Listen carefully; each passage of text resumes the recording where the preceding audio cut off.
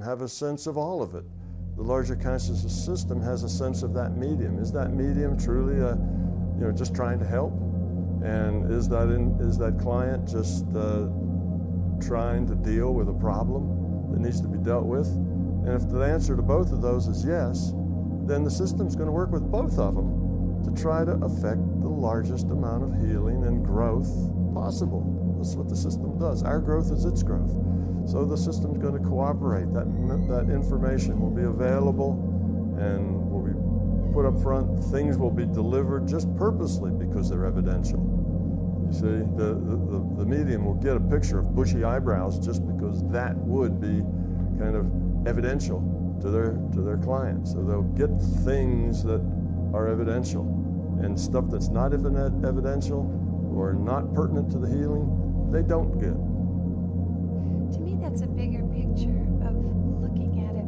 The medium is really working with the larger consciousness system, which is a far more significant, talented way of extracting the information, because it's not just some sort of perceived paranormal thing that's coming into this reality. It's really working in the big picture. However, occasionally, would you say that with a recently deceased person, you may actually get the individual? Well, it's possible that when you have a recently deceased individual, that you will actually be still talking to that free will awareness unit. It takes a while for that process of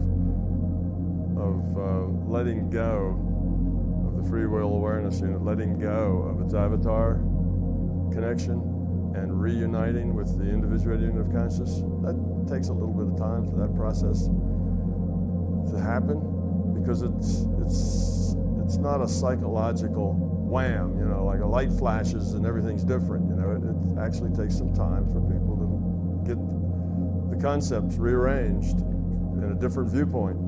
So during that time, that you could make that connection, and that free will awareness unit might still be enough of it still held together that it would contact you. Yes, so that's possible. More likely, though, is that even if you start with that, if the system sees that that's a profitable thing to do, the system then will pick it up and continuing it while that free will awareness unit goes back to its IOUC, and the IUC goes on with the business of growing up and evolving. So even if it started that way, the larger conscious system would probably pick it up and continue it anyway. But it might, because one of the things that happens to you in that transition of going from free will awareness unit to an IUOC, if there are a lot of things going on that will help you see your past experience and your past incarnation that you just left, see it from a perspective that'll be helpful to you, at that time you can get a lot of those flashbacks. You can see that. Oftentimes, a free will awareness unit will be aware, let's say, of its own funeral. It can be aware of, who came and who didn't, and what's, and how that was. They can be, because they're still kind of connected to that role. And if they were right in the middle of some major thing going on, they may actually see the resolution of that. See, that may be something they do too. Or if it would help them grow up some, they might see a series of people who are talking about them. Oh, remember old Fred? Yeah, he died last week. Boy, he sure was a lazy old goon, wasn't he? And he'll hear that. And that'll surprise him, and he'll think, well, I guess I was. Or, he sure was a troublemaker. Or he sure was a sweet guy. Everybody loved him. You see, they'll get little snippets like that that may be helpful for them to help understand and kind of pull together their experience from an overview.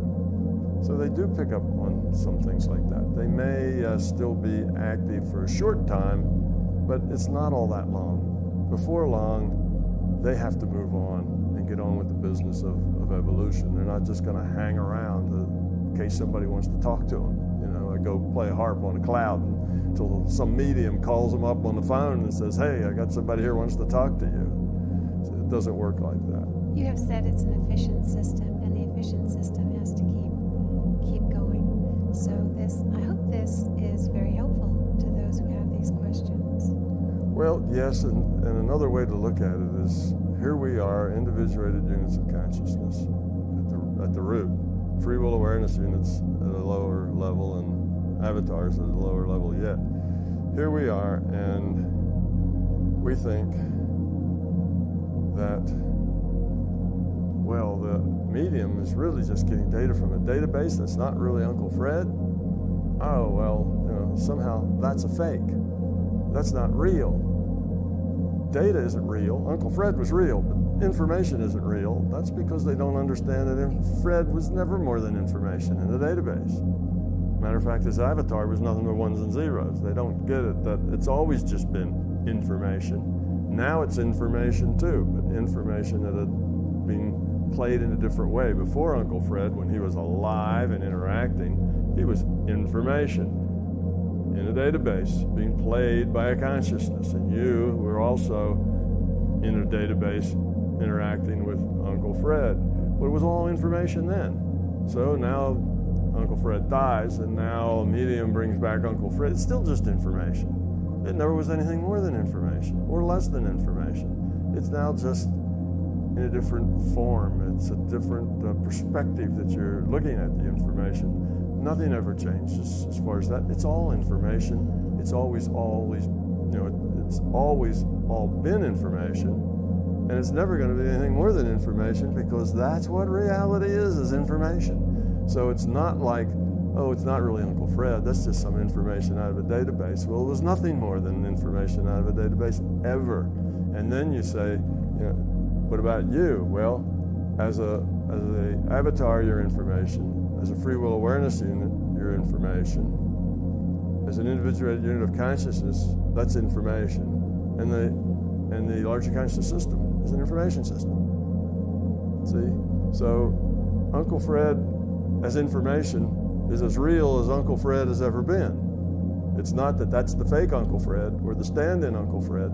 That's as real as Uncle Fred ever was. It's still Uncle Fred's information, if you will. So there's very little difference. The only difference between the Uncle Fred in the database and the Uncle Fred that walked around on Earth interacting with the other live people is the fact that the one walking around on Earth, other live people, had a consciousness behind it, making choices, free will choices. The one in the database is no longer doing that. It's just a record of the way the one that walked around thought, felt, acted, things he knew, his opinions, attitudes, and the things he would have said if he had, you know, different information.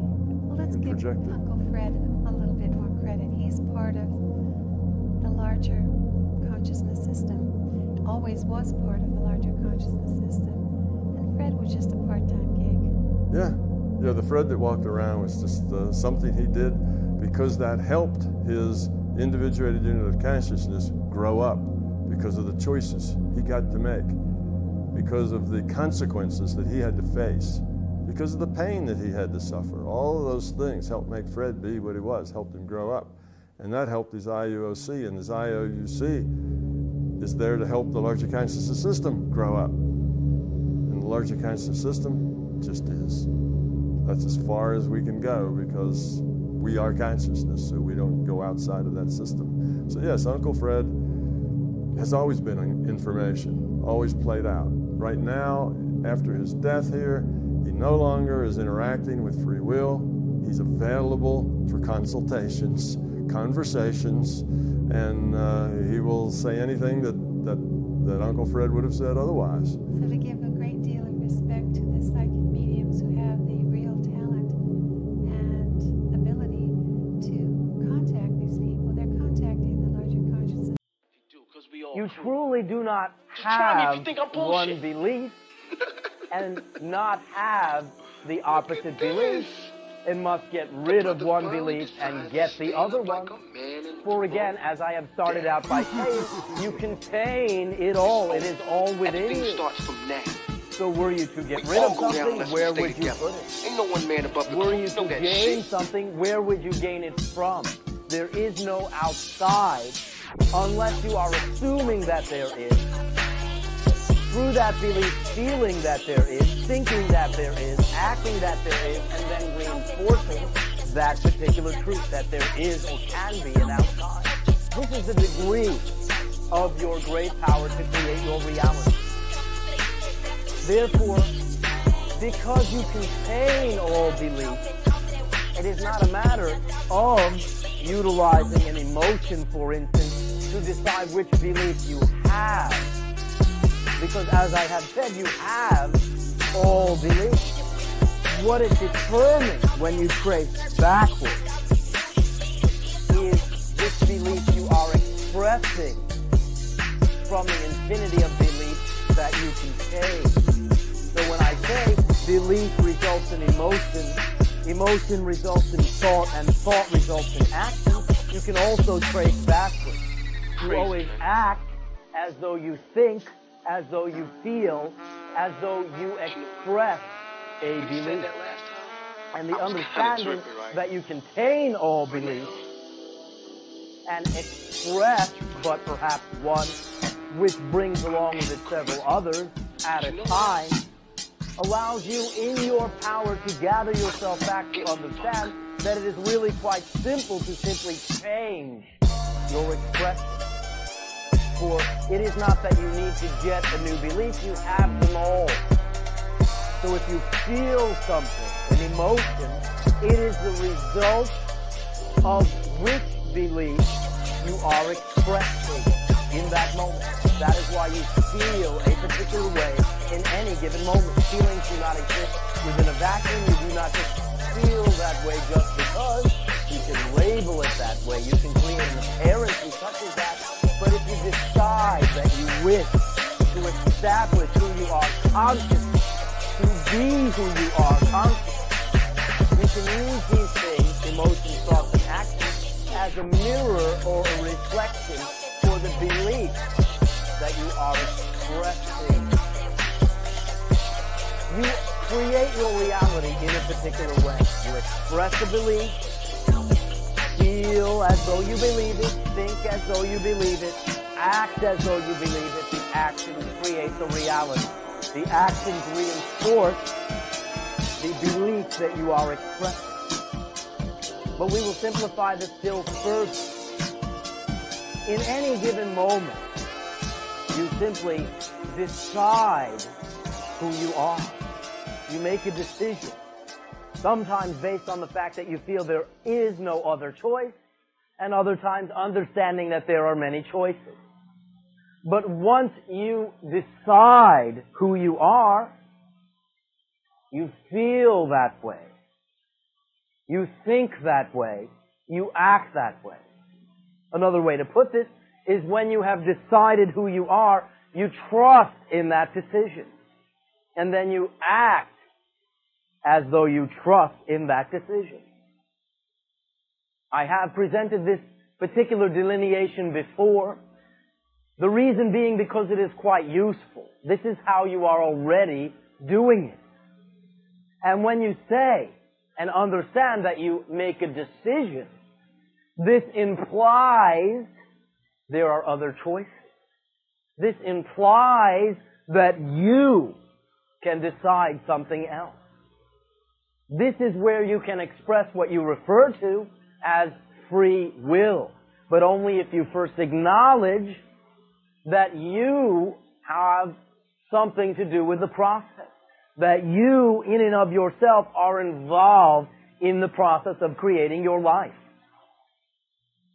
We have briefly discussed three general phases of transformation from being a completely limited being that believes they exist within a reality to creating your reality consciously and through less limitation, less separation, more integration according to preference. The three phases are very simply kept to awakening phase one.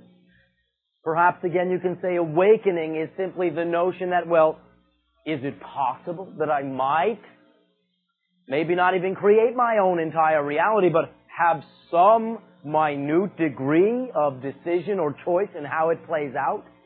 That can be as subtle as awakening itself. Now, this generally will expand to, well, perhaps I actually have more than just a little to do with it, until it full blossoms to, you mean I create my own reality? Even entertaining that notion is part and parcel of an awakening from an unconscious style of creation to a conscious style of creation.